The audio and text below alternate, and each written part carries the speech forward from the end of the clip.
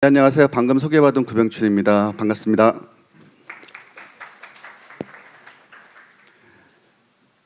네, 코로나 사태 이후로 굉장히 오랜만에 이런 자리에 서게 돼서 굉장히 기쁘게 생각하고 있고요. 그리고 많은 분들께서 이른 아침부터 이렇게 참석해 주셔서 감사합니다. 제가 오늘 말씀드릴 내용은 멀티클라우드 세계에서의 데이터 보호 문제에 대해서 저희 탈레스가 어떻게 생각하는지, 그래서 저희가 올해도 발간한 탈레스 클라우드 보안 연구에 대한 그 연구 내용에 대해서 공유를 해드리고요. 그리고 탈레스의 데이터 보호 전략이 어떤 것인지에 대해서 말씀을 드리도록 하겠습니다. 물론 이번 세션도 전 세션들과 마찬가지로 마지막에 퀴즈가 있고요. 네, 상품을 드리고 있으니 경청해 주시면 고맙겠습니다.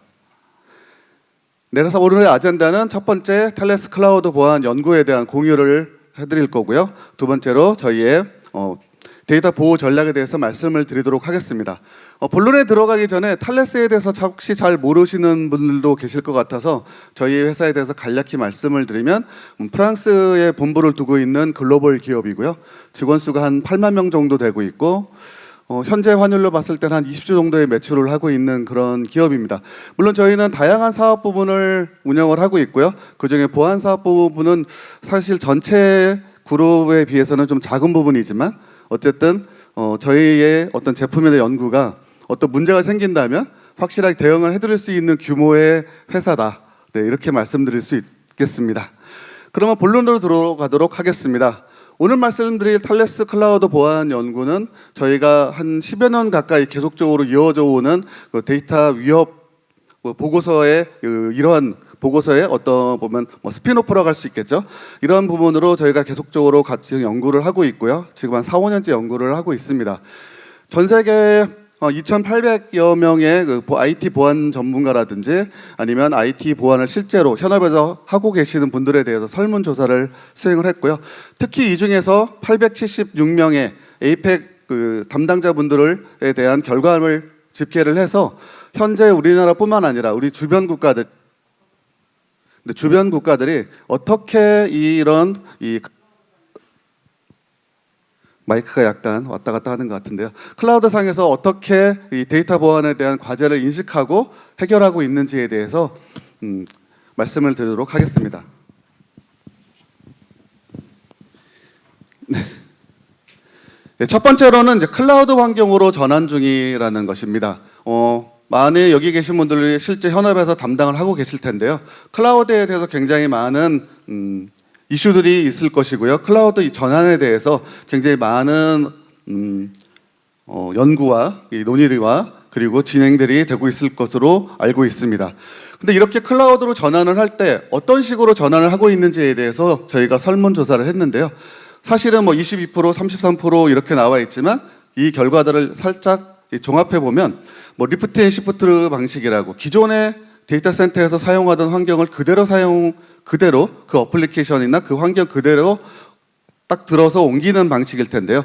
사실 밑에 나와 있는 33%의 재구매 마이그레이션도 사실은 리프트 앤 시프트의 약간 변화된 부분이지 거의 비슷한 거죠. 실제로 옆에 보시면 오른쪽에 보시면 16%의 이 기업들에서는 클라우드 및 파스용으로 앱을 재설계하거나 리팩토링을 했다고 하는데 그런 부분이 없는 거죠. 그래서 거의 대부분 그대로 기존에 있던 것을 그대로 사용하는 거고요.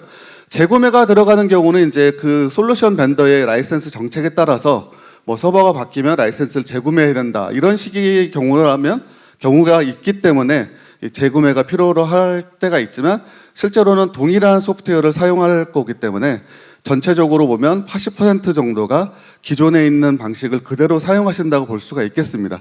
사실 클라우드로 전환이라고 하면 여기 보시는 최근에 많이 도입되고 있는 사스나 파스를 활용하는 것이 클라우드로 옮겨갔을 때 큰 장점을 사용하는 것일 텐데요.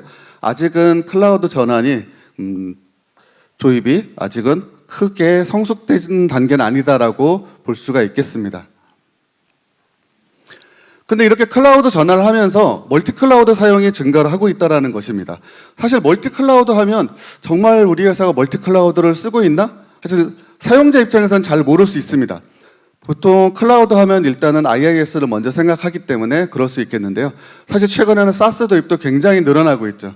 사실 저도 저희 회사에서 클라우드를 얼마나 쓸까라고 생각했다가 SaaS 얘기를 딱 들으니까 네, 제가 관리하고 있는 기억해야 되는 아니죠. 저 말고 메모장이 대신 기억해주고 있는 제 계정만 해도 SaaS 계정만 해도 한 20개가 되는 것 같은데요. 네, 20개보다 더 많은 것 같은데 다행히 회사에서 SSO로 쓰고 있기 때문에 제가 기억할 건 한 8가지 정도만 기억을 하면 되는 것 같은데요. 네, 굉장히 많은 SaaS를 도입을 하고 있기 때문에 실제로 멀티클라우드 도입을 굉장히 심화가 되고 있다는 것입니다. 그리고 클라우드의 전환을 아직 완료하지 않으셨을 건데요. 실제로 클라우드로 전환이 완료된다는 것은 제가 보기에는 한 10년, 20년 걸릴 거라고 생각이 들고요. 기존의 데이터 센터에 있는 환경들을 그대로 사용하실 텐데 그것만으로도 이중으로 사용하고 계시기 때문에 뭐 하이브리드 클라우드라고 얘기할 수도 있고 멀티클라우드라고도 얘기할 수 있겠죠. 그래서 전체 저희 응답자의 60%가 이미 여러 개의 클라우드, 즉 멀티클라우드를 사용하고 있다라는 것입니다. 뭐 글로벌 상황도 거의 비슷하고요. 저희 뭐 APEC 환경뿐만 아니라 비슷한 상황으로 진행되고 있는 것을 저희가 볼 수가 있었습니다. 네, 이렇게 멀티클라우드를 사용을 하다 보니까 보안에 관련돼서 이러한 멀티클라우드 환경이 이런 복잡성이 있기 때문에 이런 부분이 굉장히 어려워지고 있다는 것이죠. 그래서 응답자의 49%께서 이렇게 말씀하시기를 기존에 있는 데이터 센터 환경, 온프레미스 네트워크보다 클라우드가 개인정보 보호나 데이터 보호 규정을 관리하기에 더 더 복잡하다라는 것에 동의를 하고 있습니다. 그리고 이렇게 복잡하고 어렵기 때문에 사실 제가 파악하기로는 국내 고객분들은 기존에 있는 데이터 센터에 있는 개인정보, 암호화 필수 대상인 데이터는 뭐 95% 이상, 98% 이상 암호화가 돼 있다라고 저희가 판단을 하고 있는데요. 네, 그렇게 판단하는 근거는 신규 고객이 없는 것으로 이렇게 쉽게 파악을 할 수가 있었습니다. 하지만 클라우드 상에 있는 많은 데이터들이 아직도 암호화가 많이 되어 있지 않다라는 거죠. 단지 19%의 응답자분이 민감 데이터, 그러니까 암호화가 꼭 필요한 데이터의 60%만 암호화된 채로 클라우드에 있다라고 이렇게 응답을 하고 있습니다. 아직은 클라우드 상에 암호화가 필요로 하는, 데이터 보호가 필요로 하는 민감 정보가 아직도 많이 있다라는 것이죠. 이런 민감 정보를 어떻게 인식하는지에 대해서는 이 뒷부분에서 또 나오니까요. 한 번 더 말씀을 드리도록 하겠습니다. 어쨌든 클라우드의 복잡성이 데이터 보안의 복잡성으로 바로 연결되고 있다는 것이 현재 상황이 되겠습니다. 이렇게 복잡해지기 때문에 사실은 데이터 보안 내부 감사라든지 외부 감사를 충족시키지 못하는 상황이 계속적으로 발생을 하고 있습니다. 그리고 데이터 유출 사고 또한 계속적으로 발생을 하고 있고요. 다행히 이러한 보안 감사에 실패한다든지 데이터 유출 사고가 작년보다는 굉장히 줄었죠. 작년에는 37%의 응답자가 이렇게 문제가 있다라고 응답을 하셨는데 올해는 33%였습니다. 굉장히 많이 줄어들고 있지만 아직도 3분의 1 정도가 이렇게 보안 감사에 실패를 한다든지 데이터 유출 사고를 겪는다든지 굉장히 데이터 보호에 어려움을 겪고 있다는 것을 확인할 수 있는 데이터가 되겠습니다.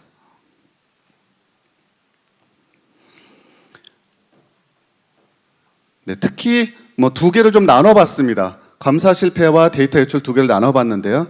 43%의 응답자가 최근 1년 사이에 이루어지는 감사에 실패를 했다라고 응답을 하고 있고요. 이렇다면 이제 다음에 그 감사를 다시 받아야겠죠.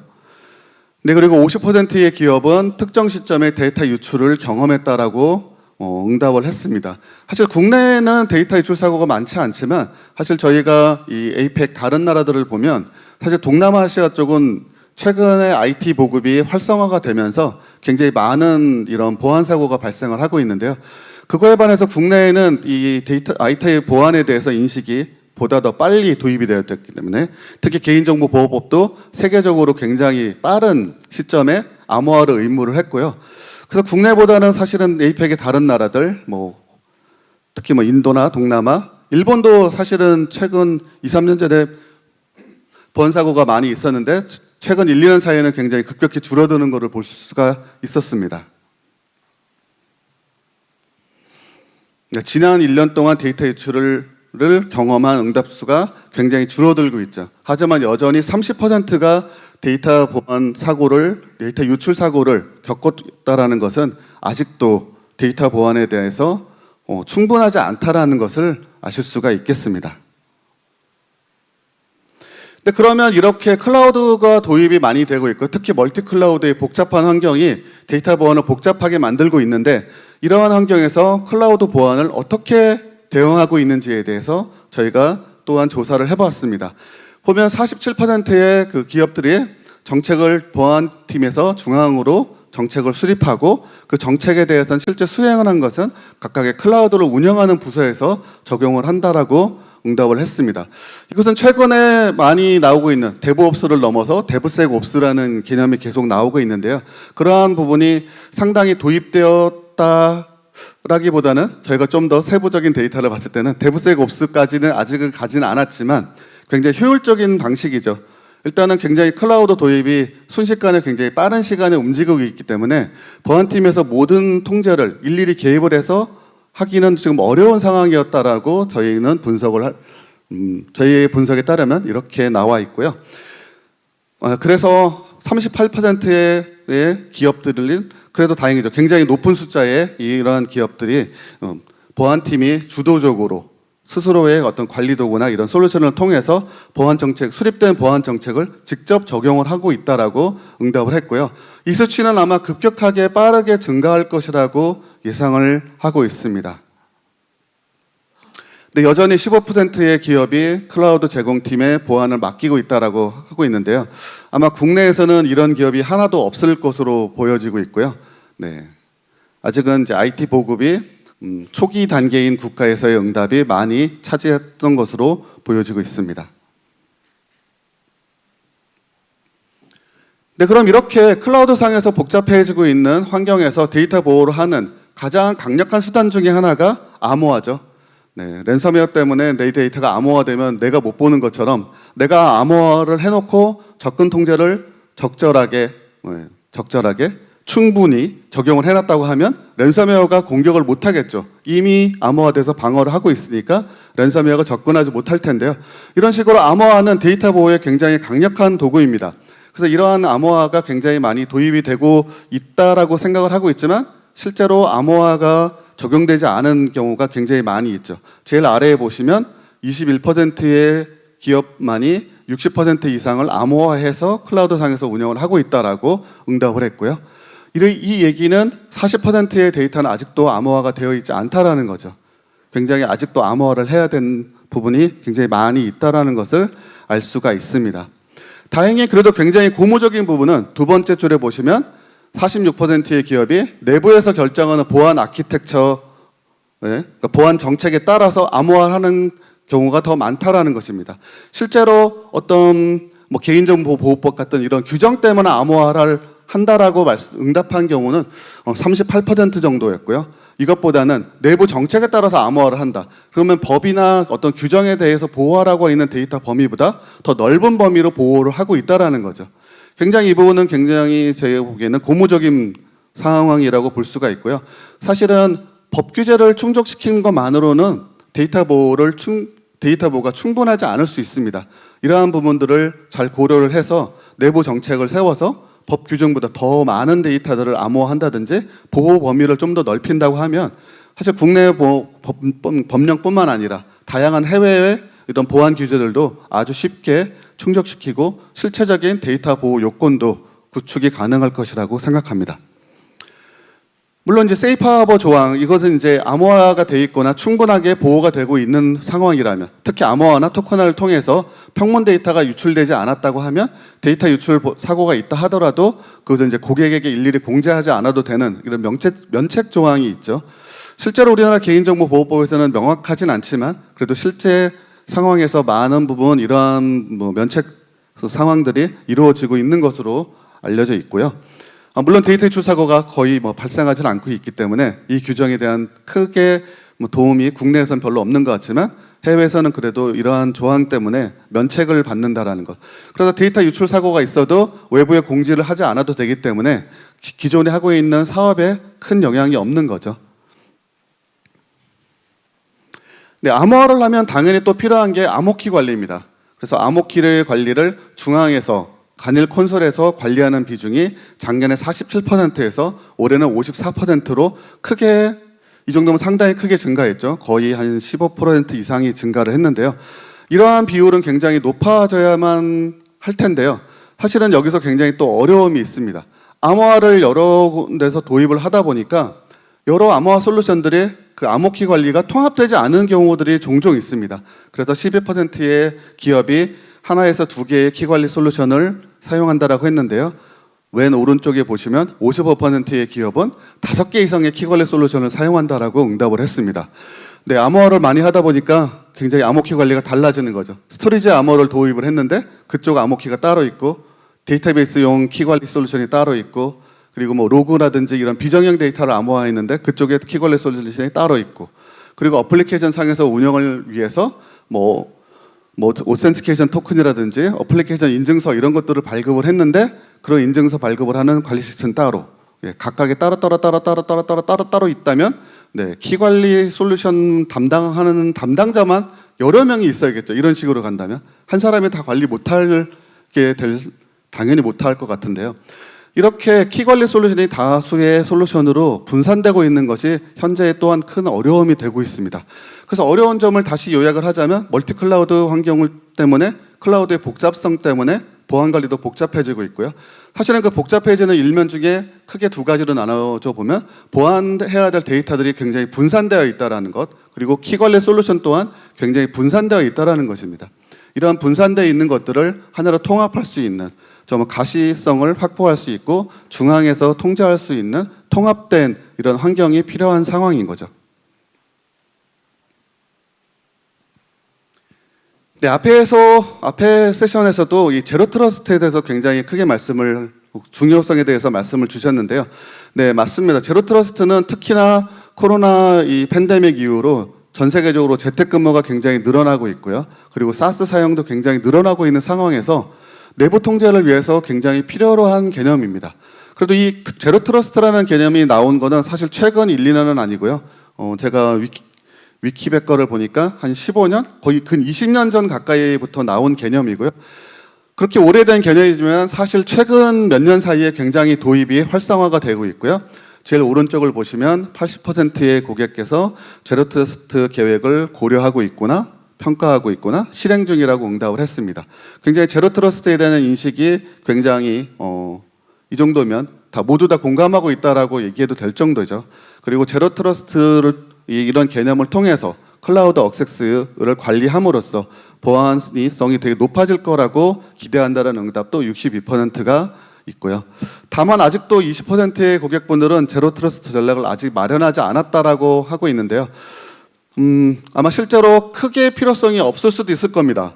네, 이를테면 뭐 매니팩처링 관련 그런 부문이라면 대부분의 직원들이 다 온사이트에서 근무를 하고 있기 때문에 내부에 단절된 네트워크 안에서 근무를 하고 있기 때문에 제로 트러스트에 대한 필요성을 아직은 크게 생각하지 않을 수도 있겠지만 뭐 오늘 다른 세션들에서도 계속 보시면 아시겠지만 이 공격은 굉장히 다양해지고 있고 네, 그리고 각 직원들에 대한 직접적인 개인 이메일에 대한 공격도 굉장히 많아지고 있기 때문에 제로 트러스트의 이 개념과 이 컨셉을 도입을 한 보안 솔루션들을 적용하는 것이 이런 다 모든 것을 믿을 수 없다, 하나하나 다 확인해야 된다라는 이 개념을 도입하는 것은 굉장히 중요한 것이라고 생각을 합니다.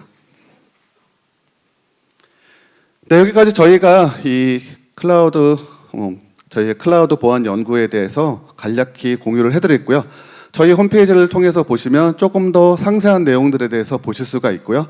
또 해외의 내용들, 다른 나라들은 어떤 식으로 응답을 하고 있는지에 대해서 다양한 연구를 보실 수가 있습니다.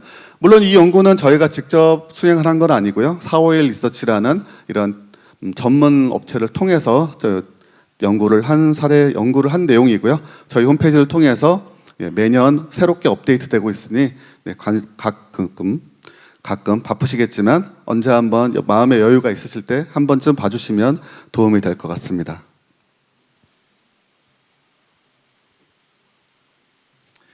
네, 그러면 이러한 저희가 이렇게 탈레스 클라우드 보안 연구를 통해서 이러한 여러 가지 연구를 했는데요. 이 연구 결과 탈레스가 제시하고자 하는 데이터 보호 전략에 대해서 말씀을 드리도록 하겠습니다. 사실 저희는 이 전략을 2, 3년 전부터 계속 말씀을 드리고 있는데요. 크게 세 가지 키워드로 말씀을 드리자면 검출, 보호, 통제입니다. 일단 보호 대상이 어디에 있는지, 얼마만큼 있는지, 그리고 사실 개인정보보호법에서는 뭐 특별히 주민등록번호나 이런 번호 관련돼서 이외에는 암호화를 하지 않아도 된다? 주민등록번호, 뭐 운전면허 번호, 뭐 하여튼 이런 여권번호 이런 번호들만 암호화를 의무화가 되어 있는데요. 그 이외에도 민감한 데이터가 있을 수 있습니다. 각 회사마다 중요한 데이터들이 있을 거고요. 그러한 데이터들도 어디에 저장되어 있는지 그리고 등급화하는 게 이제는 필요하겠죠. 그래서 뭐 저희 같은 경우는 4단계로 분류를 해서 사실은 이런 발표 자료 같은 경우에도 외부적으로 외부 공개용이라고 명시되어 있지 않는 문서는 외부에 공개할 수 없게 되어 있습니다. 그냥 단순 기술 문서라고 하더라도 공개할 수 없거나 아니면 공개용가 가능하거나 공개할 때에 뭐 NDA를 하고 공개를 해라 이런 식으로 등급이 굉장히 나눠져 있는데요. 이렇게 내부 데이터들을 등급화하는 것도 굉장히 필요합니다. 물론 등급하기 전에는 먼저 검출부터 해야 되죠. 일단 검출이 굉장히 데이터 보호의 시작점입니다. 그렇게 검출을 해서 어디에 어떤 데이터가 있고 그 데이터가 중요한 데이터라고 하면 보호를 해야겠죠. 암호화를 한다든지 아니면 뭐 접근 통제를 한다든지 다양한 방식으로 보호를 해야 될 것입니다. 이런 보호에는 당연히 통제가 따라야 되죠. 그 접근 통제를 해야 되죠. 그럼 만약에 암호화를 했다고 하면 암호키에 대한 통제를 해야 될 거고요. 뭐 데이터베이스에 접근 통제 솔루션을 적용을 했다고 하면 어떤 계정으로만 할 건지, 뭐 어떤 특정 형태의 쿼리, 이를테면 뭐 전체 데이터를 풀스캔하는 쿼리 같은 경우는 특별한 경우가 아니고서는 막아야겠죠. 네, 성능에도 문제가 생기고 데이터 유출의 위험도 있기 때문에 이런 식으로 통제를 하는 검출, 보호, 통제 이 세 가지를 계속적으로 운용을 하는 것이 탈레스의 데이터 보호 전략이 되겠습니다. 이러한 전략을 수행할 수 있게 하기 위해서 저희는 사이퍼 트러스트 데이터 시큐리티 플랫폼이라는 줄여서 약자로 CDSP라고 불리는 이런 데이터 시큐리티 플랫폼을 공급을 하고 있는데요. 이 데이터 시큐리티 플랫폼의 가장 근간이 되는 게 이제 사이퍼 트러스트 매니저라는 키와 정책을 관리하는 장비입니다. 그리고 이 장비에서는 라이센스를 통해서 데이터 검출을 할 수 있는 기능까지 제공을 하고 있고요. 이러한 장비를 저희가 커뮤니티 에디션이라고 해서 지난달에 이 프리포에버로 사용하실 수 있도록 공개를 했습니다. 그래서 아래 중간에 글자가 여러 개 나와 있지만 cyphertrust.io라는 사이트에 보시면 저희 제품을 다운로드해서 무료로 사용하실 수가 있고요. 만약에 클라우드 환경이라면 3대 클라우드 사이트의 이 마켓에 가셔서 탈레스로 검색을 하시면 바로 한 20번쯤 하시면 바로 사용하실 수가 있습니다. 그래서 여기서 보시는 사이퍼 트러스트 매니저만 사용하시게 된다면 조금 서운하실 것 같아서 저희가 이 데이터 프로텍션 게이트웨이라는 제품과 그다음에 컨테이너 상에서 쿠버네티스와 연동을 해서 투명한 암호화를 지원할 수 있는 CT4 쿠버네티스라는 이 두 가지 제품까지 무료로 사용하실 수 있도록 이번에 공개를 했고요. 물론 저희가 유료로 판매하는 엔터프라이즈 제품과는 약간의 지원되는 범위가 약간 다릅니다. 그래서 저희가 지원되는 범위는 어쨌든 사이퍼 트러스트 매니저가 키 거래 장비이기 때문에 REST API를 통해서 키를 관리한다라든지 아니면 암호화라든지 이런 거 수행할 수 있는 기본 기능을 제공을 하고 있고요. 앞서 말씀드린 DPG와 CTE4 쿠버네티스 이 두 가지를 사용하실 수 있는 옵션을 제공을 해드리고 있습니다. 그럼 이 두 가지가 뭔지에 대해서 또 간략히 말씀드리자면 데이터 프로텍션 게이트웨이 DPG는 마이크로 서비스 아키텍처 상에서 사용할 수 있도록 도커 컨테이너 이미지 형태로 제공을 하고 있고요. 물론 이러한 DPG 데이터 프로텍션 게이트웨이는 내부 개발팀에서 사실 손쉽게 개발하실 수도 있습니다. 그렇게 오래 걸리지 않을 것 같고요. 중국 개발자라면 한 달 정도의 시간이면 2주? 한 달 정도면 검수까지 끝날 것 같은데요. 그 정도 기간이면 개발하실 수 있는 되게 복잡한 구조는 아닙니다. 하지만 중앙 집중식 정책 관리와 암호키 관리까지 하는 부분은 굉장히 오래 걸리실 것 같고요. 저희는 사이퍼 트러스트 매니저를 통해서 정책과 키를 중앙에서 관리할 수 있기 때문에 이러한 간단한 이 데이터 프로텍션 게이트웨이를 통해서 마이크로 서비스 아키텍처 상에서 몇 가지 설정만으로 데이터를 암호화할 수 있는 이러한 게이트웨이를 지원을 사용하실 수 있도록 공개를 했습니다. 그래서 마이크로 서비스 아키텍처 상에서는 모든 게 이제 URL로 호출을 하게 되죠. 그래서 데이터 입력을 받는 부분에서 만약에 서브밋이라든지 제출 버튼 이런 버튼을 누르게 되면 다른 이제 URL로 넘어가서 데이터 프로세싱이 처리가 될 텐데요. 그 전 단계에서 이 데이터 프로세싱 게이트웨이에서 정책에 따라서 암호화라든지 복화라든지 아니면 실시간 데이터 마스킹까지 처리를 해서 데이터를 보여주기 때문에 굉장히 손쉽게 적용하실 수가 있고요. 특히나 중앙 집중적인 정책과 키 관리까지 같이 연동이 되고 있다는 것이 장점이 되고 있습니다. 앞서 말씀드린 사이퍼트러스 매니저 커뮤니티 에디션을 통해서는 3개의 DPG를 사용하실 수가 있고요. 네, 물론 아까 말씀드린 것처럼 평생 무료로 사용하실 수가 있습니다. 마지막으로 소개해드릴 저희 솔루션은 CT4 쿠버네티스라는 제품이고요. 기존에 보메트릭 암호화라는 제품을 혹시 아시는 분들도 있으실 텐데요. 이 제품을 컨테이너상에서 손쉽게 사용하실 수 있도록 재구성된 제품입니다. 기존에도 저희는 컨테이너상에서 암호화를 할 수 있는 방식을 그런 제품을 제공을 하고 있었는데요.